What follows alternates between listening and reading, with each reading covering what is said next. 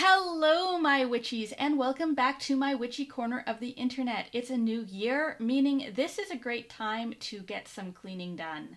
Today, I'm going to show you what I use to keep my witchy kitchen all polished and shining. So let's get into it.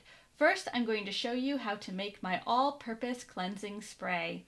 You'll need a glass jar, lemons, lavender leaf, white vinegar, and a vodka. First, you'll place the dried lavender leaf into the glass jar, followed by the rinds of 6 lemons. Fill the jar with vinegar and cover with a paper towel before setting it in a cool, dark place for up to a month to infuse. Since I already made a previous batch, I will show you how to finish this off.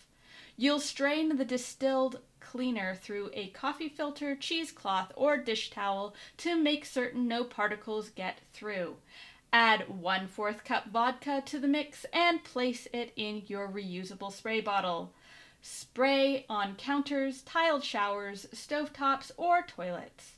Let it sit for up to a minute before wiping away. What I love about this recipe is it's customizable to the herbs and citrus you want to use, and you can set your intentions while making this cleaner, adding the witchy element while keeping things natural and clean.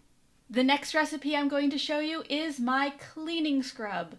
You'll need salt, baking soda, and half a lemon.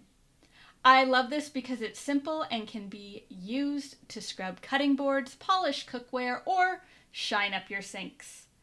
Mix the salt and baking soda in a bowl. Use a lemon as a scrubber to clean the surfaces you wish. The lemon and baking soda will fizz while the salt will scrub, leaving everything sparkling clean.